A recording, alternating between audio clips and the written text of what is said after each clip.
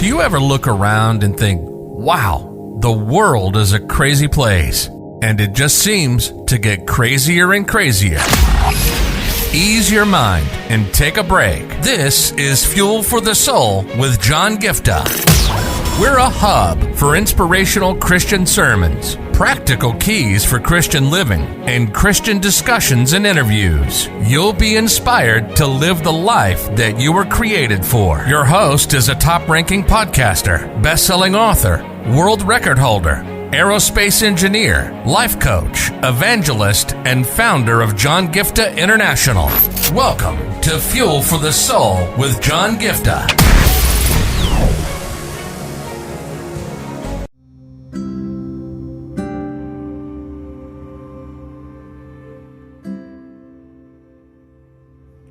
As we're doing the series on the aspect of discovering our God-given gifts and talents, I wanted to talk about another important aspect, which I think is kind of like a misconception that is revolving around, and I wanted to address that as well. That a lot of people think that, when you have to follow your passion or your dreams, or go after a certain specific thing which is out of the normal things that people generally follow, they say, you should have a call from God, and only then you have to do it.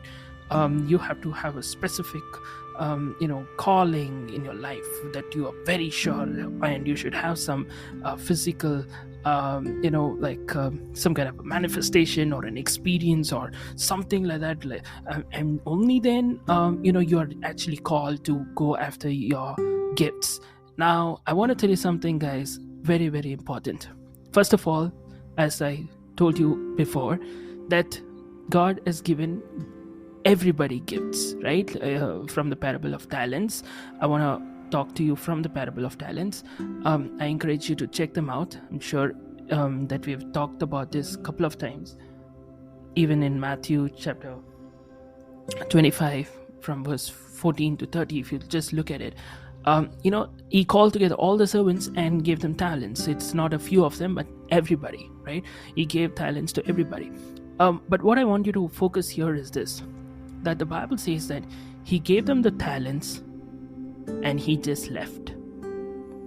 He gave them the talents and he just left.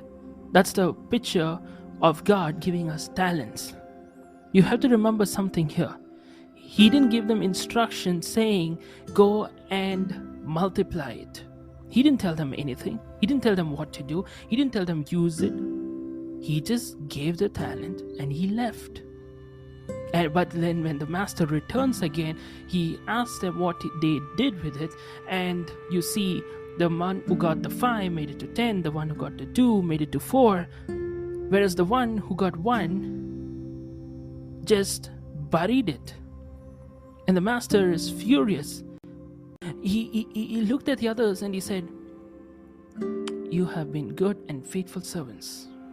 Whereas he looked at the one who did nothing about it and said, you wicked one. You have to remember something here. How could the master expect them to do something when the master did not give them any instructions? The master did not tell them that he expected them to go and multiply. I mean, this man, at least he kept it safe. I was just thinking about it. He at least kept it safe. He didn't steal the 1 talent. He didn't lose the 1 talent. He at least kept it safe. But here's the thing you have to remember here, that God doesn't give you anything for you to just keep it safe. God doesn't give you anything. You have to remember, this is why I always say time and time again, that you have to use every aspect that God has given to you for the extension of His kingdom. Every aspect of your life, use it for the extension of His kingdom. That's why sometimes I know people think that I'm going overboard when I use Scooby-Doo references, or when I do things which kind of like seems contradictory, or it seems like I'm going overboard, or I'm crazy or weird. I just want to use it because I want to use every mean possible to enhance God's kingdom.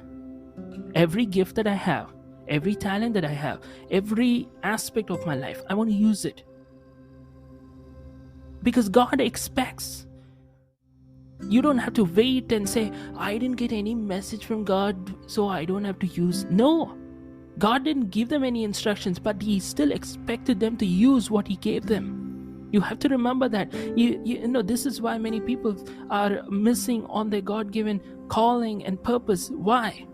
Because they're saying, you know what, I'm not called. Maybe Pastor Benny Hinn is called. Maybe John Giftah is called. Maybe, some Dr. Billy Graham or Joel Osteen or somebody of such levels. Maybe they are called. Maybe my pastor in my church is called. But I'm not called, John. Listen, if God has given you gifts and talents, you're called to use those gifts and talents for the extension of His kingdom. Simple as it is. You're gifted in sports, use it in some sports ministry. You're gifted in music, use it for the glory of God. You are gifted in movies, use that to enhance God's kingdom. Maybe you like writing stories, you write gospel related stories, or you write another nice story and then, let your life shine the light for God. I mean, like a million ways of doing it. The problem today is many Christians are just settling for mediocrity. Their gifts, they think are, it's just optional. Let me just live a normal life. Just go with the flock. Everybody goes for the same engineering program. Everybody goes for the same, kind of a job opportunity, and everybody just wants to go and settle down in life, just make money. Everybody's just going with the flow, and never ever, or very rarely, very few people take some time out for their gifts and talents. But for the most part, they just ignore all of that. I'm not asking everybody to be in ministry, guys. I want you to understand that's not the context here. I'm not saying everybody should be in ministry. If God called you specifically to be in ministry, that's different. But I'm saying that when I say that God has called you, it means that whatever gifts He has given you, He wants you to use it as a means to enhance God's kingdom. You're gifted in coding, use it for maybe code something for a ministry, or maybe use your gift of maybe you're designing. Maybe you can design a nice poster or something like that, right? On a daily basis that can encourage somebody. I mean, I'm just saying, random things that just come to my mind, but you can just think about it. Like, what are your gifts? What are your talents? You don't need some personal, encounter with God, and God comes and tells you, I have called you to use this to do that. I mean, if God called you like that, I mean, even I've had encounters where God, specifically called me to start the John Giftah International Ministries. That's cool. But I also know people who didn't have such encounters like I did. But they were called because they knew they were called through, okay, you know what, I'm gifted in this. I want to use it for the extension of God's kingdom. And they're doing a fantastic job for the glory of God.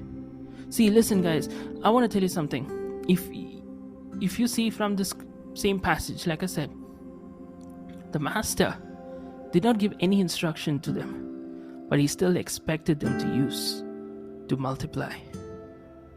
Just because you didn't have some specific encounter from God or some big message from heaven popping up and telling you you're called to use your gifts, doesn't mean that you're going to escape in the end saying, you know what, I didn't get any calling, God, so I just lived my life. No. You are accountable to God at the end of your life for everything that He gave you. That's why I'm telling you time and time again, work on your gifts, work on your talents. Because that is critical for you to do your part for the enhancement of God's kingdom. And in the end, we're all accountable to God for our lives. And only what we do for the enhancement of God's kingdom is going to help you. When you go to heaven, I mean, there are so many things about that, but many times we're just living our life like, I know I need to be comfortable here on earth. That's it. Stop living just for earth, man. I mean, it's fine. Live a life, your abundant life to your fullest. Jesus came to give you that, John 10:10, no doubt about it. But you stop living for yourself. Stop just living for earth and start living for your heaven as well, right?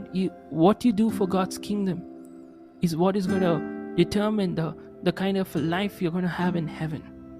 Okay, I just want to stop with that in this juncture, but at the end, I want to tell you one thing. Okay, if you're asking me, John, am I called? Yes, you are called. Every single person under the sound of my voice, you are called. Use whatever God has given you for the enhancement of God's kingdom. Alright, I will catch you back in the next episode. God bless you.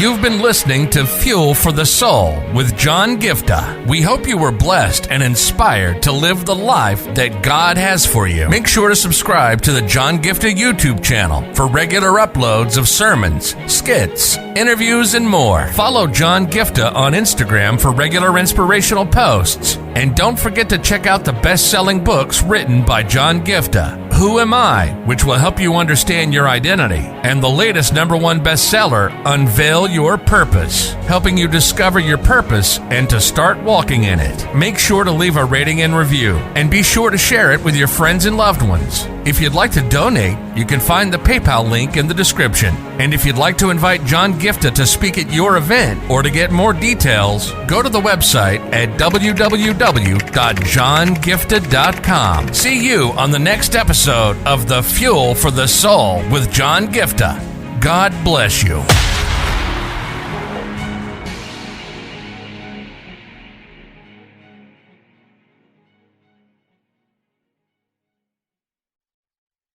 If your heart stops beating now, do you know where you're going? If you came face to face with death now, do you know where you're going?